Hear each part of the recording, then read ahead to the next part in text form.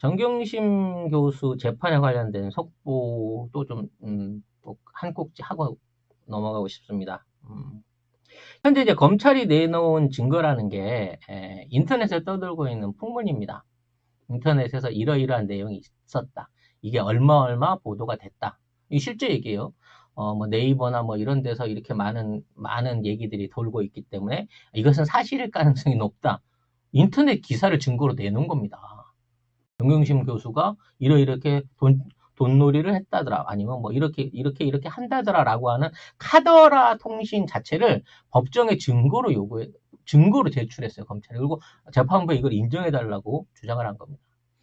두 번째 증거. 피고인이 강남에 건물주를 꿈꿨다는 거예요. 그러니까 피고인은 범죄의 동기가 확실하다는 겁니다. 강남의 땅을 갖고 싶고 건물을 갖고 싶은 소망이 있었기 때문에 이러이러한 범죄의 동기가 됐다. 확실하다. 본인이 말하지 않았느냐. 이게 증거인 겁니다. 세 번째가 그에 대한 암시를 했다는 거예요.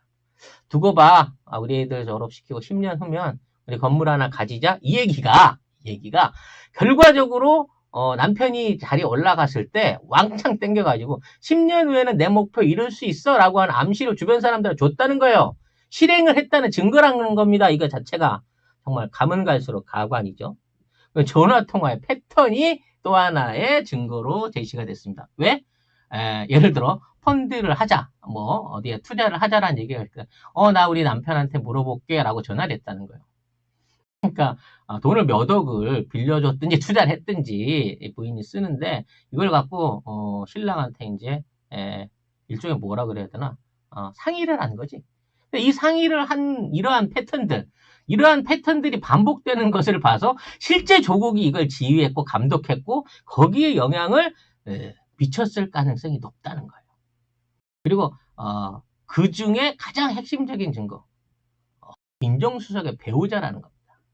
그 배우자이기 때문에 이 사람이 투자를 했든 뭘 했든 이 사람 자체가 있다는 것 자체로만도 충분히 영향력이 될 수 있다. 그리고 이거를 뭐 코링크를 비롯한 펀드사의 사람들한테 암시를 주고 작용을 주고 하면서 조국 부인이라고 하는 그 장점을 실제로 이용했다. 근데 이 모든 게 추상적인 거야. 증거는 하나도 없는 거거든. 근데 이에 반해서 변호사의 논리는 더욱더 확실하게 나오고 있습니다. 늘 말씀하지만 표창장은 이미 끝났어요. 아예 언급 자체를 안 합니다. 지금은 지금은 그 펀드만 갖고 얘기를 하고 있는데 재판을 진행하면서 이제 증언들이 나오고 있어요. 첫 번째, 코링크 P 사모펀드가 원래 투자자한테 투자처를 안 가르쳐주는 브라인드 펀드였다. 그러니까 돈은 받는데 이거를 어디다가 투자하는지는 절대 안 가르쳐 준다라고 하는 증언이 나왔습니다. 그러니까 뭐 정경심 교수만 특별해서 가르쳐 주거나 뭐 여기에 관련된 뭐 경영자라서 이걸 가르쳐 주고 이런 게 아니라 우리는 돈만 받았고 이러한 투자 내용에 대해서 공개하지 않는 게 원칙이다라는 증언이 나왔습니다. 그래도 우기겠죠? 아니야. 그래도 정경심은 특별히 알려줬어. 그 사람은 경영자니까. 라는 논리를 검찰은 계속 주장을 할 거고요.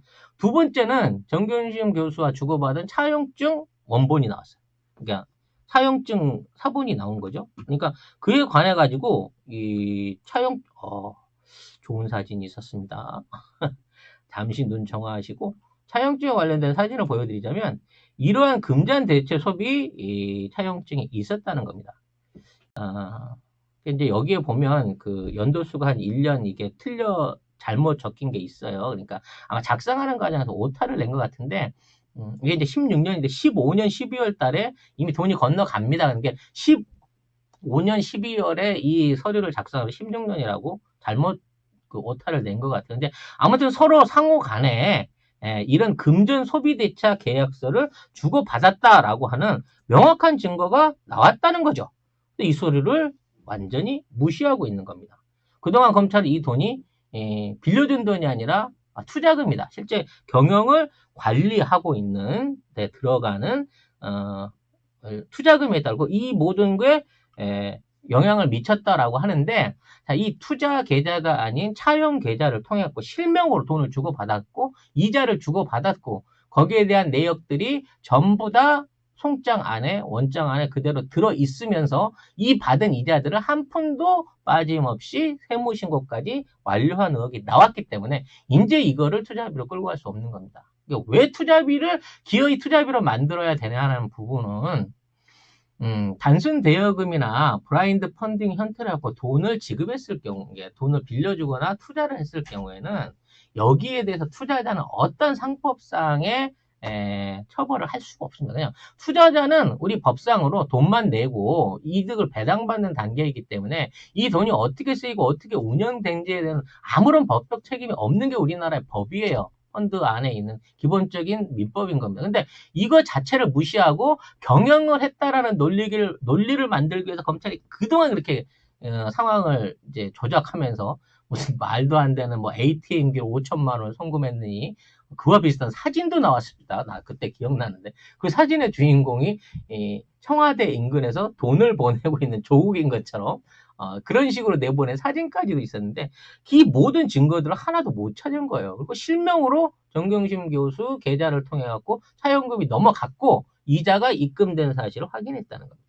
그 안에 보면 매달 400만 원씩의 이자를 받는다라는 것도 그대로 적시가 돼 있고 이자 지급이랑 관련된 원장도 그대로 나오고 있다는 거죠.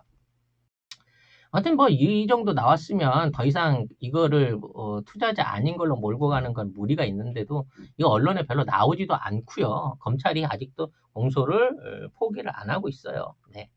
나중에 들어서 이제 2018년도가 돼가지고 이와 관련한 비용 5억 원 이제 원래 원금 상환까지 다 끝나서 이 모든 게 종료됐음에도 불구하고 여기에 대한 검찰의 주장은 여전히 정경심이 지금 코링크의 실제 주인이다. 라는 주장을 멈추지 않고 있는 거예요. 그러니까 판사도 깝깝한 거야. 증거가 이 정도 나왔고 배울 만큼 배운 검사면 맞네요. 그러면 이 공소 내용은 저희들이 기각하겠습니다. 라고 하는 얘기를 먼저 해줘야 되는데 절대 이 얘기를 안 한다는 거지. 표창장 얘기에 있어서 정경심 교수 그 학교에서 이 압수해 간 PC가 있었어요. 그래서 이거를 포렌싱을 해가지고 그 안에서 직인이 나왔다. 그래서 그 직인을 가지고 조작을 했다라고 얘기를 하고 있습니다. 그래서 그 안에 있는 기록들이 검찰한테는 다 들어가 있어요. 그러니까 그 정경심 교수 컴퓨터 안에 있는 모든 기록들이 검찰이 보관하고 이걸 증거라고 얘기하는데 이거를 변호인 측이 보여달라고 그랬어요. 도대체 안에서 뭘 찾아냈는데 니들이 증거라 그래? 그 PC 안에 있는 내용이 뭐야? 라고 얘기를 하는데 이걸 아직도 검찰이 변호인 측에 제공을 안 하고 있다고 합니다. 그러니까 계속 이제 변호인이 안 주니까 판사한테 판사님 그거 좀 주라 그래요. 쟤들이 저거 때문에 증거라고 얘기를 하는데 도대체 무슨 내용이 있는지 봅시다. 라고 얘기하니까 판사가 줘라. 검사 너 왜 안 주니? 라고 했더니 검사가 뭐라고 답을 했는지 아십니까 여러분? 개인정보 유출 우려 때문에 줄 수 없다는 겁니다. 정경심 교수 내 거를 뺏어간 거잖아. 내 거를 갖고 갖고 지들이 털었잖아. 그래서 털은 게 뭐야? 그 안에 뭐 들었어? 라고 보자고 하니까, 너의 개인정보를 보호해주기 위해서 우리가 이 안에 든 게 뭐 들었는지는 알려줄 수가 없어. 라는 게 지금 검찰의 논리라는 거죠. 네. 정말 대단한 논리 아니겠습니까? 네. 조금 더 뭐 몇 가지 부연하자면 정경심 교수를 총괄 이사다. 직제가 총괄 이사였다고 검찰이 주장을 하는데요. 해당 펀드 관련된 어떠한 서류에도 총괄 이사라는 직함은 나와 있지 않습니다. 이사쯤 되면 뭐 어느 정도 뭐 이렇게 회의록이 됐든지 뭐가 됐든지 공문서가 됐든지 정경심 앞에 총괄 이사가 붙는 그 물리적 증거가 좀 나와야 되잖아요. 하나도 안 나왔어요. 아까 PC 같은 경우에는 그 PC에 대한 그 증거 능력을 확인하기 위해서 복사본을 안 내놓으면서 검찰이 이런 핑계를 붙였다고 합니다. 그 PC가 정경심 게 아닐 수도 있기 때문에 개인정보를 노출할 수가 없다라는 거예요. 이게 무슨 개소리야. 정경심 교수 사무실에서 그 시끌벅적하게 그 PC를 갖고 가고 결정적 증거를 확보했다고 하던 애들이 그 PC가 정경심 교수께 아닐 수 있고 그게 아닌 경우에는 개인정보, 타인의 개인정보를 유출하는 게 되는 거기 때문에 내용을 못 알려줘. 이따위 얘기를 하고 있다는 거랄까.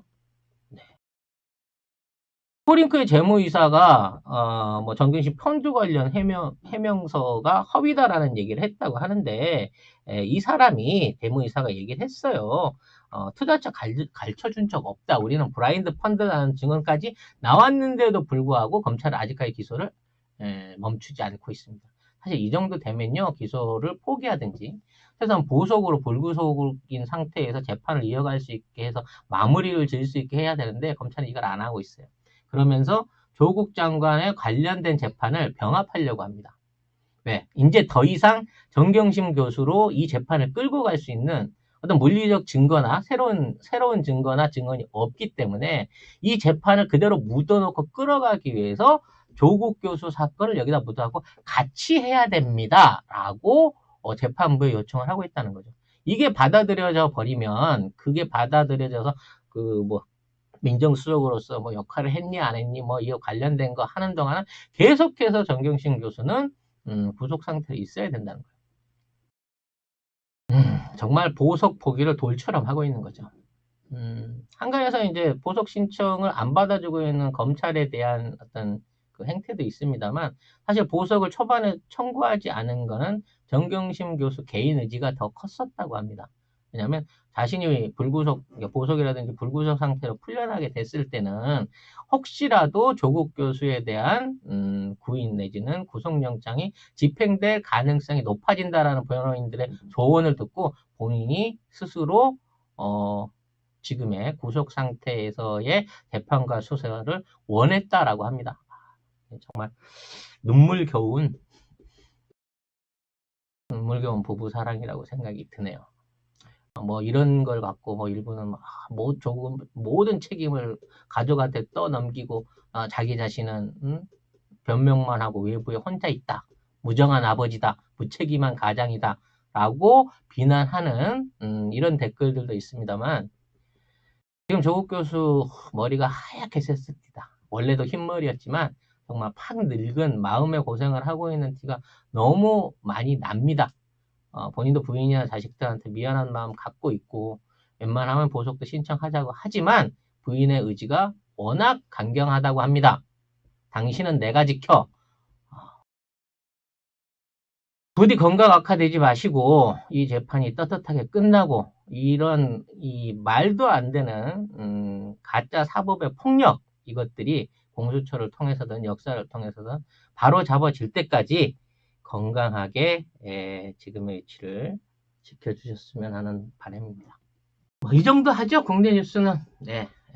답답한 소식들 여러분들하고 많이 나눴으니까 이 정도에서 정리해드리도록 하고요.